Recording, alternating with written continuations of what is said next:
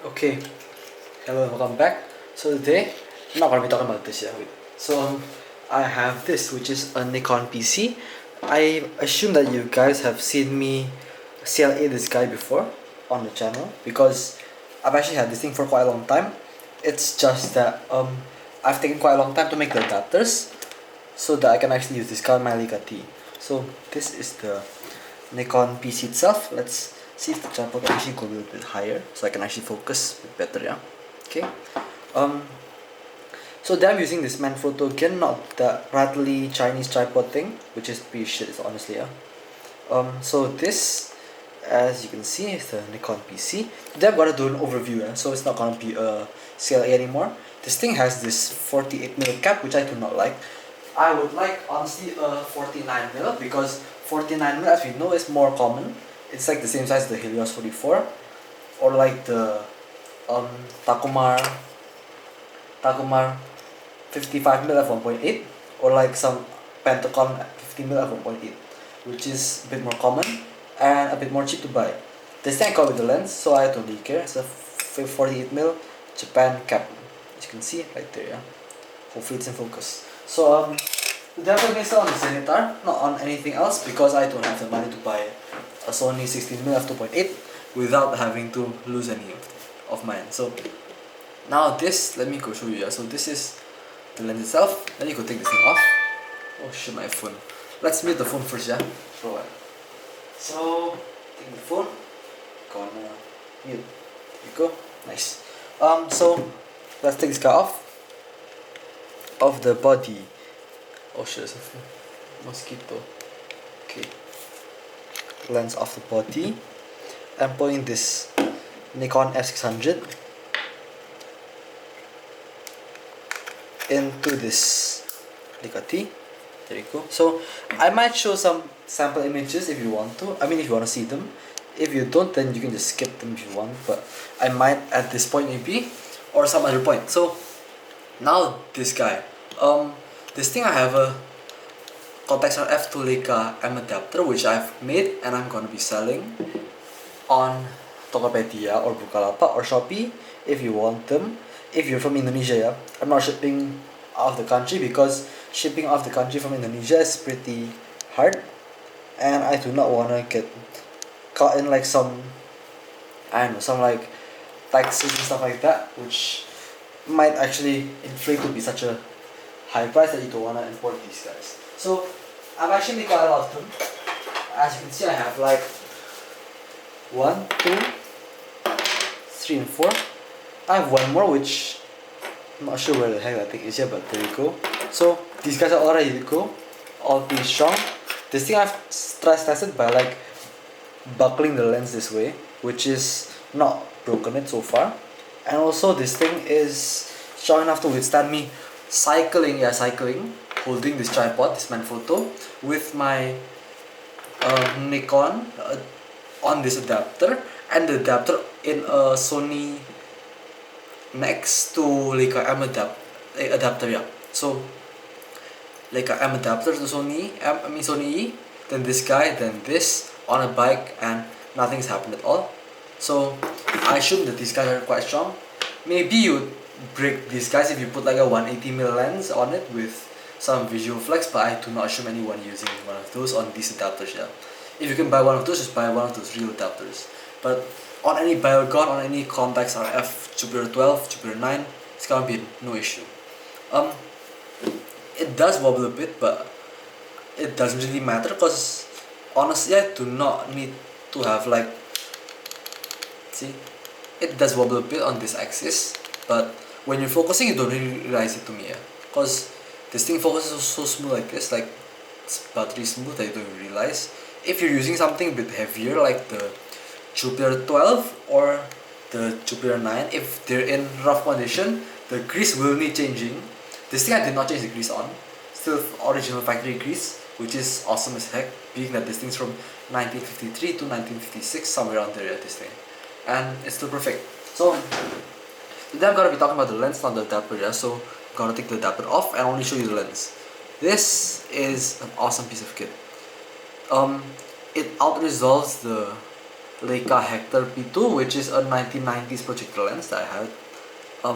The coatings are better than that guy. This thing does have some chromatic aberration at f2 and some, what you call this, some like softness essentially in f2, but then it does get a bit better when you stop it down, and this thing also has some swirly bokeh, so that's like some Biogon characteristics I'd say, and it's pretty cool.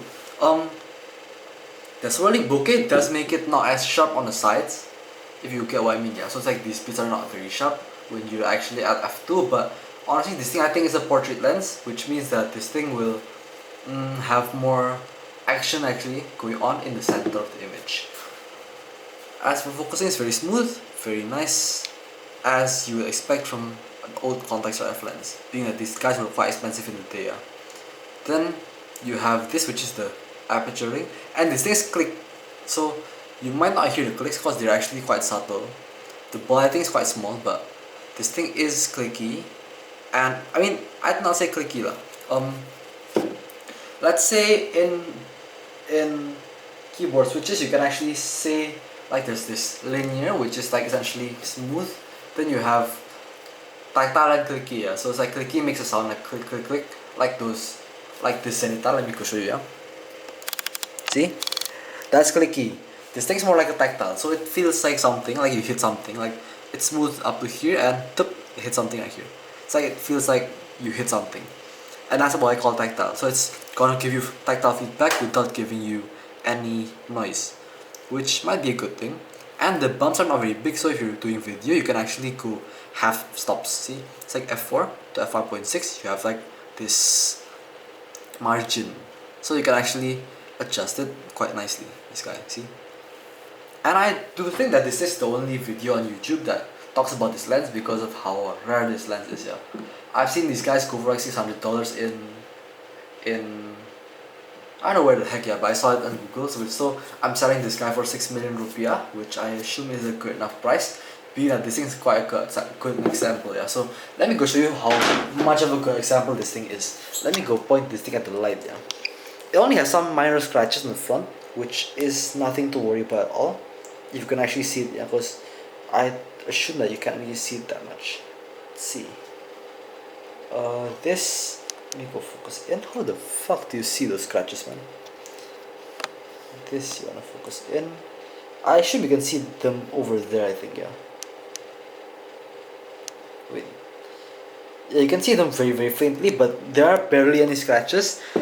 I mean, I'm seeing that this thing's from 1956, or I mean 1953 to 1956, which means that it is now I don't know how old. 1950. Let's see. So let's use a calculator. Yeah. 2021 minus 1956. I mean 53, 56. So I'd say 1955 would be 54, 55, 55 lah. Let's say 55 equals to 66. So it's either it's like from 65 years old to like 68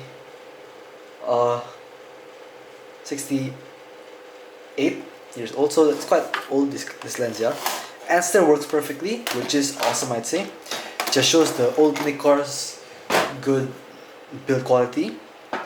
The same can't be said for some Zenitars and stuff like that, but I like them, so don't hold me any wrong against it. Yeah. And this thing was super easy to seal. It just opened everything with the hand. You don't need any like special tools and stuff like that. Yeah, so that is awesome.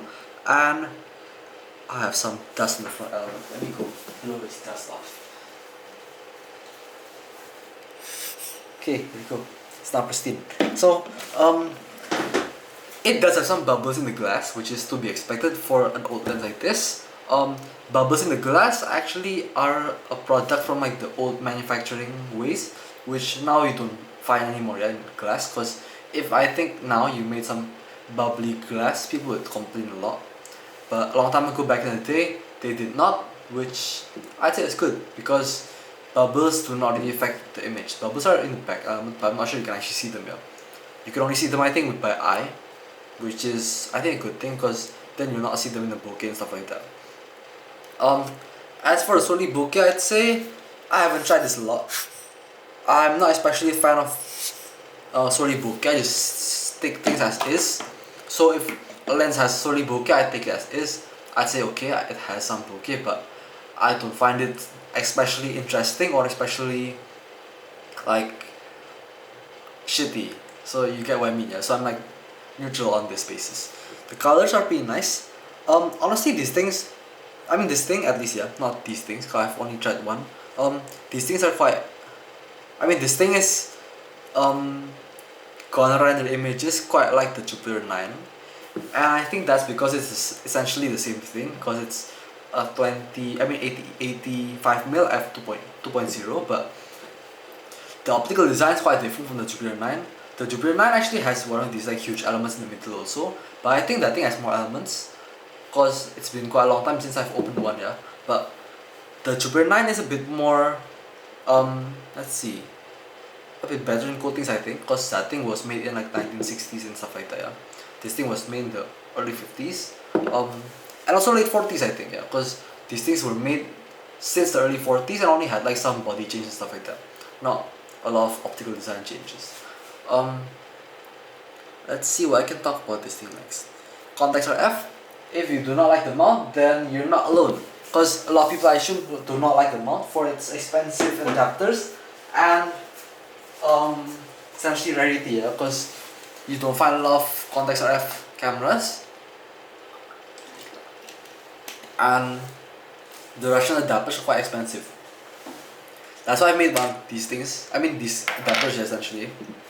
So these adapters cost only 250,000 rupiah, which is like $17. But I'm only selling them in Indonesia, not anywhere else, because because I'm not gonna deal with the hassle of selling these things internationally. Yeah. Okay, so I think that's pretty much all of what I'm gonna show with this lens.